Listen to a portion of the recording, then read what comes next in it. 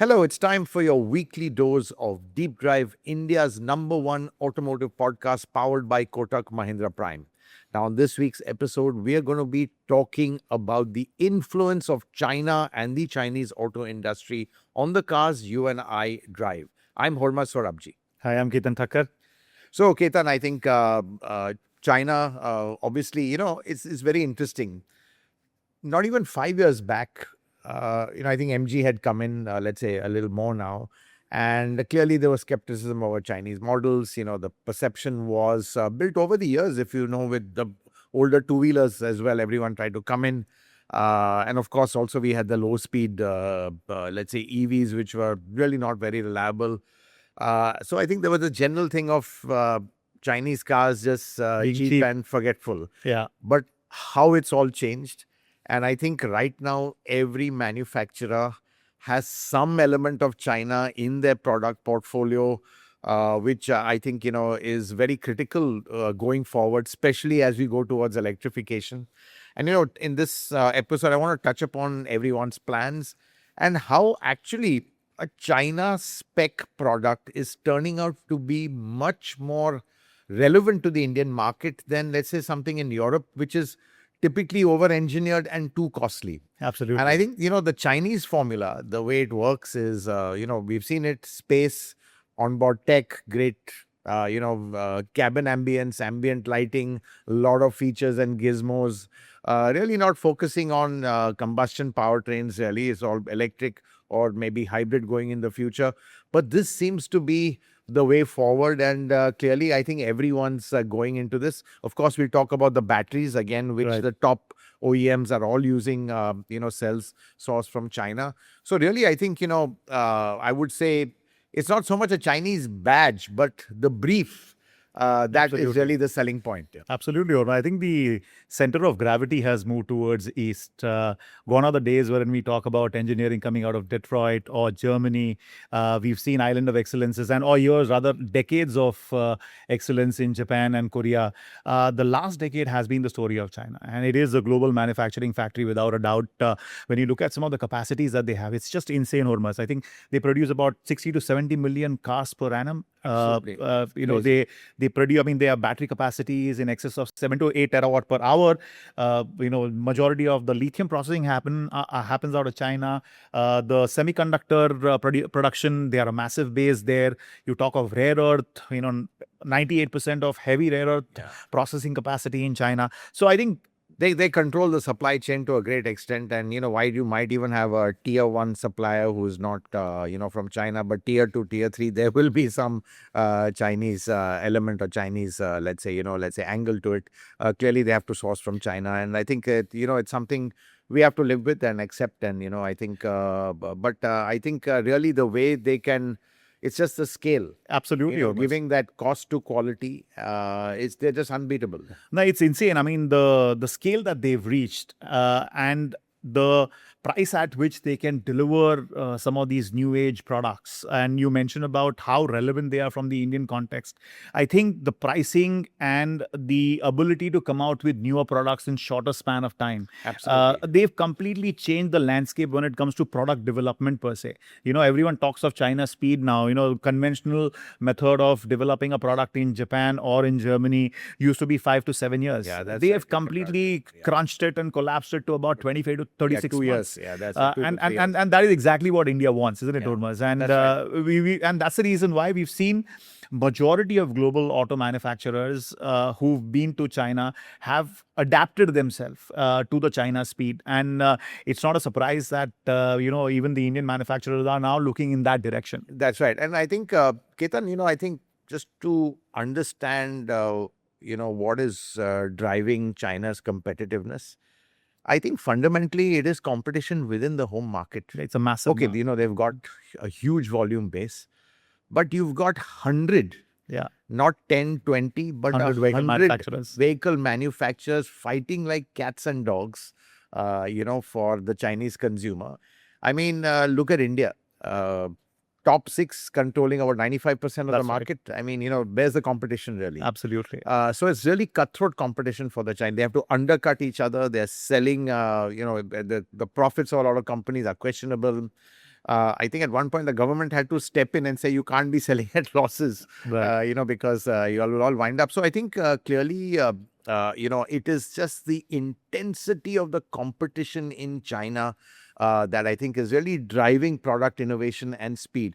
I think, the Chinese consumer, I think very much like India, they get bored very quickly. So every Absolutely. 2 years, you have to give them some new gizmo, some new tech, to really stay ahead of the game. And I think that's really where it's driving this sort of innovation. And Absolutely. really, it's all about speed, scale, and cost. And I think we've seen some of the very successful products, are really now coming from China, especially when you look at electrified vehicles. Absolutely, Hormazd. It's become a center of gravity from an electrified vehicle perspective as well. I think about 60% of global EV production happens out of China. And I think the name BYD, they've created ripples around the world. If there's one name that has created the impact across the world, Right. is the name BYD. And that name we would not have even heard a decade back. And that is the speed that we're talking about, how China has transformed the global automotive market. And there are many such players out there. And it's become extremely difficult. We also talk about how it's such a cutthroat market for a global multinational vehicle manufacturers to succeed in India. But there are many case studies out of China as well, wherein we've seen global brands actually exiting the market. And there is that emergence of local players. Exactly. I mean, this is really the big trend in China is the emergence of local players as aspirational with the right quality and, proving competition to, let's say, global brands. I mean, we've had really storied brands like, whether it's Volkswagen, Porsche, everyone, facing competition from Chinese brands. So it's just amazing, this really rapid kind of, let's say, change in and rise in the Chinese auto industry. And, Ketan, I want to touch upon, let's talk about China-specific products, how well they work here. Yeah. So, I mean, let's starting at the top, the E-Class. Right. That set the template. Yes. Clearly, long wheelbase is really, it comes from China. So I think the only other place you get this car is in China. It's really a China spec car that's come here. And today the E-Class is the best-selling luxury sedan in the country. Number That's one. phenomenal. In an SUV market. In an SUV market. Number one selling luxury model in the market. Right. So number two is the BMW iX1. Yes. Again, a China spec car, Yes. really made for the Chinese, which is coming here. Now, Mercedes started the trend of bringing the long wheelbase Chinese models here, but I think BMW is taking it a step further, has taken it a step further. So they did the 3 Series long wheelbase, they did the 5 Series long wheelbase. I think the iX3, which will come next year, will also be long wheelbase, which is again from China. But the big news, and this is a scoop, the next gen X5 will also be long wheelbase. Oh, wow. That's right. So how it will sit with the X7 remains to be seen, but the X5 hasn't been long wheelbase so far. But the next gen model, which I think is going to be shown soon in Europe, but I think because it's long wheelbase, it takes more time, especially, it's going to go to China. I think that would come at the second half or the end of 2027. So you've got a long wheelbase, let's say X5 as well, which there could be an electric version too. And so clearly, I think, brands have realized that, this formula works really well. I think the other model to look at is the best-selling, let's say, EV, which is the Windsor, though it's under pressure right now with some numbers. Again, it just ticks all the right boxes and really epitomizes the Chinese formula, which is a recipe for success over here. Yes, or Great price. Yes. The Windsor EV. Yes. Lots of space. Massive screen. Yeah. Just the right amount of tech. Right. The feeling of comfort inside. The NVH is quite poor on the car. You can hear a lot of road noise. The ride isn't very good. So it doesn't have that absolute nuance finesse. But honestly, it does the job. Yes. It's the right size as well. And, technically it's a hatchback. Who would have thought it would do so well? But really, it's this combination of price, features, technology, cabin ambience. Absolutely. Chinese are great with, right now, let's say ambient lighting as well. Which sometimes the European brands have shied away from except at the top end. So I think it's all these sort of, let's say, the features which are really absolutely resonating with Indian buyers. So that's why I think, even models like the Windsor are also very, very successful. So no, to me it is a recipe of bigger, better, high tech at half the price. I like the way how MG spoke about BCD definition of how they envisaged Windsor. You offer a B segment price, a C segment space, and a D segment feature at a price of B. And that's a similar template. If you go to see Mahindra and Tata are following a similar footstep. You have amazing tech coming at accessible price, amazing space, very good on design, and that's exactly where we've seen, just like Chinese brands, we've seen the rise of Indian brands in India. Exactly, 27% of Indian market is that's now right. And Tata to be and Mahindra. honest, the Indian brands are going to China. A lot of their teams go visit China to see what the latest trends are, see what the latest tech is. In fact, going to Beijing and Shanghai show is far more important than going to any show in Europe right now. And you have teams from Tata and Mahindra going there to see the latest technologies. And frankly, they just get them into their cars. And as you rightly said, I think both Mahindra and Tata, and even Mahindra, have really kind of understood this formula of just packing their cars with features. I think Mahindra really took the lead on this, and they didn't restrict themselves or have a thought process, but why are we giving this feature? It's only for a luxury car. They said, let's democratize it. I was quite blown away with the kind of stuff you got in the BEVs from Mahindra. The 3 screens, now even the 9S, which is selling phenomenally well. It's just packed with, everything you could possibly want. Sometimes there's too many features, you think, and I think, but that's exactly what the Indian consumer wants. It's similar to what the Chinese consumer wants as well. And I think it's this match which is, becoming more and more relevant for, let's say, Indian OEMs going forward. I mean, just look at some of the models, Hormazd. I think if you get a Windsor at 18 lakh rupees price point, which is almost 5 to 6 lakh lower than Creta, and you're getting a BEV over there. You look at 9S and you look at the top end of Creta again. Top end of Creta comes on road somewhere around 24, 25. And you get a decently spec'd 9S at around 25, 27 lakh rupees price. That's right. I mean, that's the kind of value proposition disruption that we have seen in the marketplace. That's right. It's the Chinese brand and, or rather Chinese heritage, rather MG, a British brand though, and the Indian brands. They've completely taken the value proposition out of the park. Exactly. And the good part is that these companies are willing to reimagine and not stick to the conventional way of how the development happens, and that's exactly is resonating with the youth of India, with the buyers in China, and somewhere we're quite similar there, and it has compelled the entire world to think in that direction. And you mentioned about Mahindra and Tata guys going to China. It's this clear look east policy. Yeah, they don't have any hang-ups about that. Absolutely. The Japanese are more hesitant, because they can't control some of the tech. And don't forget, decades and decades of developing proprietary powertrains, which are, really phenomenal. I mean, you take Honda, for example. I just drove a Civic Type R the other day.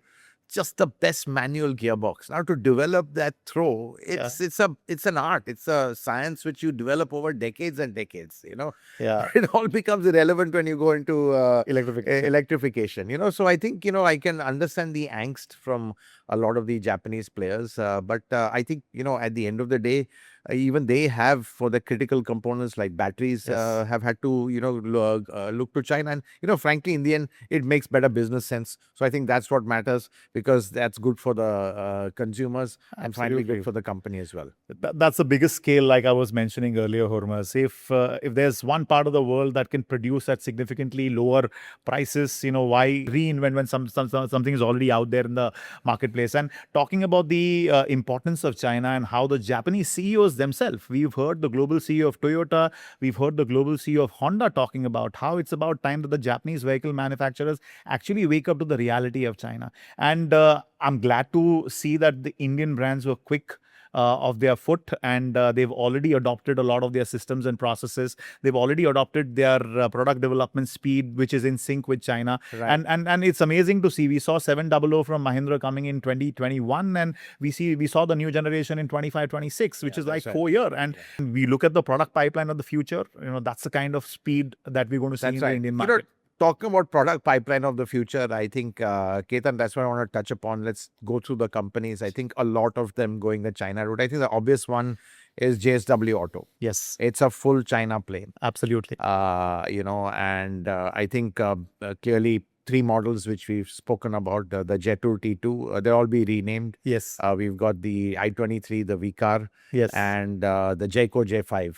Again, Jaiku J5. You see them all over, the world right now. I've been Yes. seeing them in the UK, in Dubai. So, it just shows that these cars really now have global appeal and global demand. So they obviously are to a certain standard. Absolutely. So I think clearly JSW going the China route. Absolutely. We know that JSW is had obviously increasing their stake in SAIC. Yes. They've even flirted with Geely off Yes. and on, but they've not. I don't know what's happening with Volkswagen, but that conversation is still going on. But clearly, they see their future hinged on what the Chinese have to offer. So I think that's JSW. But before we go on, there is one issue which I think is in a way good and bad. Is really obviously our relations with China. Very obviously sensitive and rocky. I think it's because of these geopolitical issues. Let's put it this way: the Indian auto industry, in a way, has been saved from an open onslaught of Chinese automakers. Indeed. We know Great Wall wanted to come in. They tried. They haven't. Other brands have been unable to invest in India. True. Clearly has been a kind of a roadblock over there, which in a way has insulated The local the manufacturers. local manufacturing from the Chinese onslaught, which we are seeing all over the world. But at the flip side, it's very difficult to access Chinese technology. And Absolutely. clearly, it's looking like they are happy having a supplier arrangement with Indian partners or Yes. OEMs, but they don't want to give their tech. And that Absolutely. is one thing that they are controlling. And, going forward, I don't know how this will pan out for JSW Auto, but, what I heard that even for their first car, to get the data for the let's say from Chery, only body on white, the E&E data is that there. So it's not really straightforward, let's say information and IP is not just flowing into India easily. Absolutely. And they are very kind of conscious of, the technological advantage they have, and they want to absolutely, let's say control that knowledge, that IP, and just work, quite frankly, more as a, supplier kind of arrangement. That's one challenge I think there will be. Yeah, so it was, I think, given the capacity that they have, it makes sense for them to being a supplier rather than offering that tech to the global manufacturers. And that they've been very clear with regards to tech. We saw what happened with the rare earth. You had to get the extra license in order to secure rare earth. Of course, there are safety concerns which were raised because of which there was no open supply of rare earth material. And we saw what happened to the Indian automotive industry, especially the two-wheeler market. So clearly, I think they are happier being a supplier rather than a tech provider. They know that is their biggest edge. They are the electrified vehicle champion around the world, and they know that no one can come close to them for decades on. Right. And that is probably the reason why we've started hearing of multi-pathway from the Japanese vehicle manufacturers, including here in India. So, people are trying to diversify their energy base and manufacturing base in order to have that significant dependence on India. But if market were to move towards electrified vehicle, talk of batteries. Suzuki e-Vitara, Toyota e-Bella, battery comes from China, BYD battery. Let's talk of Mahindra's BEVs, BYD battery. Tata Motors, Goshen, Yeah. Octillion, the battery again comes from China. So they are the biggest source of battery in India, and that's the reason why we never saw the production-linked incentive scheme for localization of cells in India. And even taking out. Hyundai, though, they're using Korean cells, but I think for local, I think they want to. There's a joint venture between S-Volt and. That's right. Yeah. So The local battery supplier, Amara Raja and Excite. that's both. it. Sorry, Amara Raja and S-Volt. Yeah, exactly. So again, China again. Yeah, So- absolutely. So, I mean, batteries, you have to depend on them. Electrical and electronic architecture, I think that is one area where India is trying to make progress there. Yeah. And probably there, let's talk of Tata Motors here. You spoke of JSW Group per se, depending on Chery for the platform supply. Similarly, Tata Motors is going to be sourcing the mechanical architecture of Chery. But there's been, clarification from China that they will not supply tech there. That's right. So I think let's talk on that. I think that was the big announcement. Yes. Clearly, that the CJLR. the CJLR will be on a Chery platform. Yes. Yeah, so it's CJLR, Chery JLR. Chery JLR. So clearly, that will be manufactured in India. Absolutely. Again, a classic example of JLR. Let's say using a platform from his Chinese partner. Who would have thought that? Absolutely. But I want to go back to Chery and Tata Motors. And yes. It's quite interesting that, the association dates back. That's right. They've had a joint venture. Chery and JLR have had a joint venture in China, of course. But, the fact that now they are, let's say, sharing a platform, that's really a next step in cooperation. And I think it stems more from, let's say, JLR wanting to be a lot more cost competitive, especially in the electrification front. But I think... and honestly, this was the vision of Ratan Tata, and at that point, I know a lot of people scoffed him and didn't want to do it. It's right to the time of Carl Slim. So Ratan Tata had a good equation with the chairman of Chery at that time and wanted to do things together. And he literally sent Carl Slim on, let's say, visits to, Chery.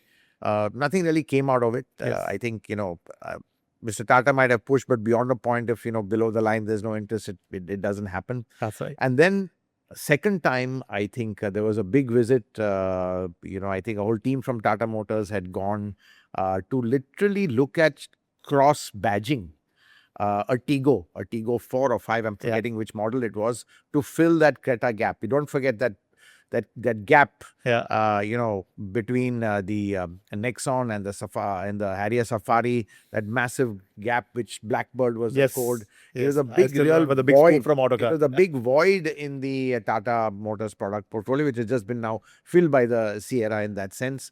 But at that point, the view was to, let's say, get a product fast. Let's partner with someone. So it was with Chery they first looked at.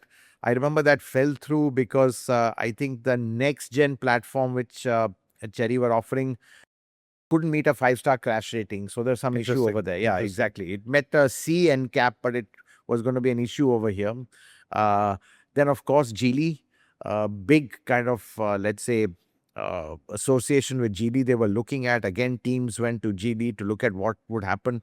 And right up to the point of almost there was going to be, let's say, equity stake of Geely into... running up to, just around COVID time, if I'm not wrong. That's right, into the Tata Motors passenger car division. You're going to have Geely have a substantial stake in there. And then COVID happened, and then, of course, Galwan happened, and everything fell through. So, I mean, clearly, it's more like what could have been. Yeah. But I think, after that, clearly Tata Motors felt that, there was no need for joint ventures, as a lot of Indian OEMs think. It's better to just get the technology. I think the era of joint ventures and, equity participation is pretty much over. But really, that's really how far the thought process went of partnering with Chinese. And really, it was Tata Motors back then and Ratan Tata himself who wanted to look at what China had to offer. It has been an amazing decade for Tata Motors. A little bit of a segue here, Hormazd. I think between 2015 to 2020, they might have quoted Peugeot, Volkswagen Group, Chery, flirted with everyone. And really, at that point in time, I think it was more about surviving and seeing that passenger vehicle, which was consistently drawing money from commercial vehicles. And they needed cash for Absolutely. investment. Their capex was an issue at that time, and clearly without that, you can't develop products. I mean, that is the lifeline.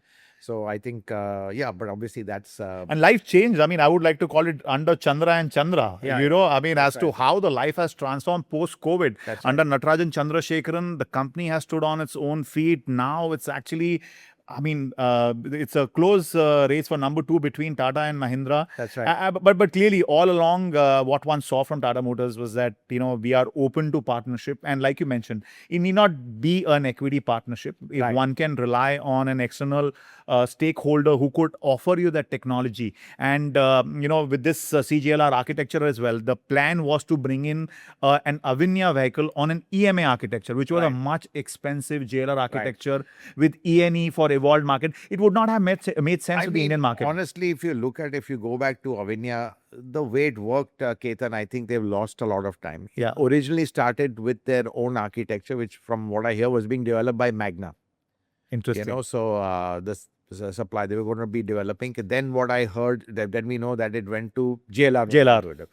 Clearly, honestly, it didn't make sense because just the cost structure would have made it very unviable over here. This for the same reason that it has been very difficult to marry the two brands. Absolutely. Whether it was earlier with engines or whatever, they tried to kind of do joint development and production that didn't work out. And now I think clearly, it is fundamentally the cost factor, the viability that, the Chery platform has made a lot of sense. And Ketan, I think, looking at that, that's what everyone's looking at. I mean, let's talk about Volkswagen Skoda. Yes. CMP21, China main platform. Absolutely. That's what they're trying to bring into India. Of course, that's not cleared. But clearly, again, a company like, Volkswagen Group. Europe's largest. Group, yeah, that's right. Not too long back, the largest in the world. Exactly. Bringing something from China over here. Yeah. I mean, if there's Nissan, the scope is to get Dongfeng products here. Absolutely. The only issue is Dongfeng, I don't think, is too interested in India. Right. That might be a bit of a, it may not happen that fast.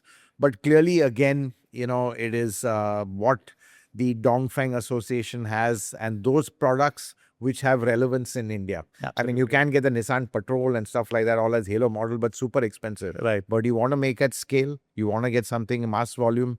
Again, for Nissan, the Dongfeng, association, any Dongfeng products have a lot of relevance. So, it's constantly, I think, in that sense that everyone is looking at India. I mean, Renault, they've clearly said that, we're not going to be looking at our GB association.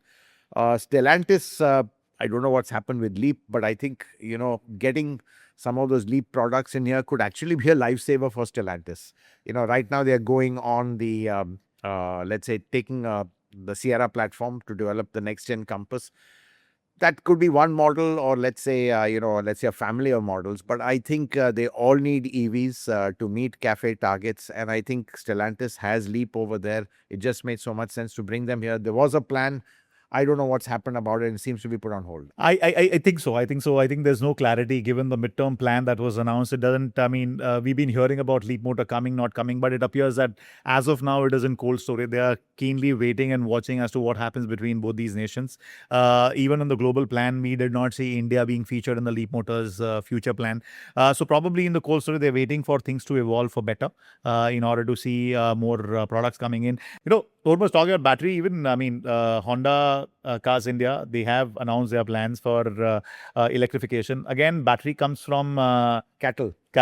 Yeah, that's right. Yeah, I think they're sourcing it from Indonesia. So I think, again, clearly, Honda also coming in with, let's say, Chinese batteries, probably prismatic cells. So yeah, you're right. So I think if you look at all the companies, I don't know who we've left out. Obviously, the Indian companies doing a fantastic job on their own, and in fact taking on the Chinese over here, quite successfully as well. And really, hats off to them. But again, you've got, let's say, BYD. Yes. If you take it from an import standpoint, doing phenomenally well. Yes. Very, very successful. One could have just wondered if they came in with full investment and local products, what they could have done. Absolutely. But clearly, again, they have a lot of appeal. And I think this whole anti-China thing, which was there after the Galwan attack, has just gone, because at the end, consumers just want what's the best for their pocket. What is best value for them. Yeah, exactly. And then what about JSW MG as well, Hormazd? I think. Oh yeah, absolutely. In fact, they're going to begin, or right now there is that race for who brings in the plug-in hybrid first. We saw BYD showcasing their plug-in hybrid battery. We know JSW Motor or JSW Group is going to be coming out with plug-in hybrids. Even JSW MG, which is the SAIC and exactly. JSW Yeah. They are coming out. They've got that car code name 520 and two variants F-150 of that platform. That's right. Yeah, and so they're going to be doing plug-in hybrids, range extenders. This is really the new tech again, which is going to be coming from China. I think hybrids, we'll see the age of hybrids start in 2027. Of course, a lot of it driven by CAFE. It's a great way to kind of, bring down your CAFE numbers as well. I think, everyone, every car has some sort of bit of China in it. We can't avoid that. Absolutely. But there's one thing, is the long-term durability of Chinese products, because, the way it's just still open, it's not proven yet how well they will age over decades, because really it's this new era or this new generation of Chinese products which everyone is lapping up are still pretty new. But China, the way they've operated with scale and speed,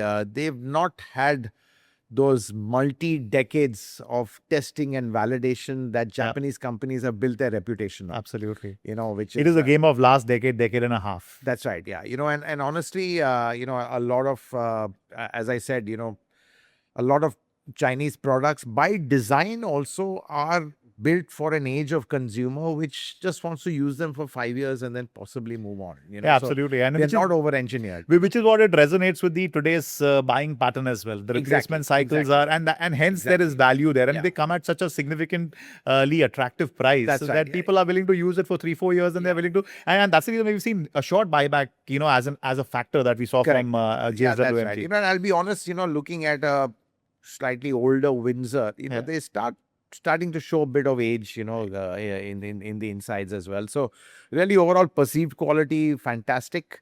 But, I would still bet on a Japanese brand for that long-term durability to go on and on and on. But I think, at the end of the day, what does the consumer want? That is what's important.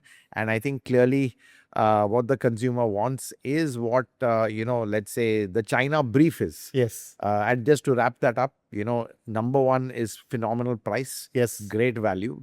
A lot of tech. It has to look very techy. So big screens, a lot of ambient lighting, cool features. And of course, let's say a good range, space, that sort of thing. So I think that's really what is resonating right now. And I think that's where let's say, Chinese are winning. Clearly, our Indian companies also are following that trend. I think the lag is with the Europeans. Right. They need to really adapt much faster to these needs. Of course, we all appreciate solidly engineered cars. I mean, even the Kailak, which is something which we are driving from Pune to Prague, absolutely no issues at all. You do realize these cars are very soundly engineered. But across various different terrains and weather conditions. That's right. But it's the how do I say? It's really what appeals now and for the moment. Yeah. I mean, especially with this generation, which is important. That formula is going to be the formula that wins going forward. I feel somewhere, India's got the right formula wherein they've got their base engineering capability, inspiration from Japan and Germany, and they are quick at adopting and adapting the China speed and China tech. So I think somewhere, we're getting the best of both worlds and getting it at an aggressive price, and which is the reason why we've seen the rise of Mahindra and Tata, and we've seen over a period of time, and something that you could share, Hormazd, about how the quality levels and the fit finish level of Tata and Mahindra have evolved or dramatically in the last 4-5 years. No, absolutely. They've definitely gone up. There's no doubt about it. They've reached a threshold where they are very, very acceptable to customers. And that's why, these cars are sometimes seen as serious alternatives to, global brands as well. Absolutely. As I said, always it's that last 5% which makes a difference. But is that last 5% what the consumer is looking at? Right. And, even to be honest, even with, let's say a lot of China-made products, we don't know if the last 2-3%, they've got that sorted. But really, that's not really being important right now, and I think clearly, this formula, as I said, is working. And I think that's what is going to be driving success finally. Just one bit on the Indian car makers. I think this advent of AI and ML, Hormazd, with the automation on the factory lines, talking to Mahindra management about how there's an adoption of AI and ML. And clear, a lot of these quality parameters are now being addressed on the shop floor itself. That's right. The issues of the past and the age-old way of manufacturing is also changing. And that is where Indian brands are also kind of, I think, pacing along and getting closer to the best in the world. You're right. And with AI and machine learning, what happens is the feedback is so instant, accurate, so nuanced, so relevant, so sharp, so focused. I mean, it just kind of, the gap is reducing. Yeah, absolutely. That's true. Yeah. But again, I think, exciting times ahead. Clearly, I think we've seen what is working in the Indian market. Clearly, at the end of the day, the customer is king, and what he likes is what sells. And it's just that automakers have to produce cars not for themselves but for the end customer. Okay. And with that, we'll have a wrap on this week's edition of Deep Drive. Do hope you enjoyed watching it. Do catch us every Saturday 11 a.m. Of course on YouTube, but you can also refer to our audio platforms, which is Spotify and Apple Podcasts. Thanks for watching. See you again, same time next week.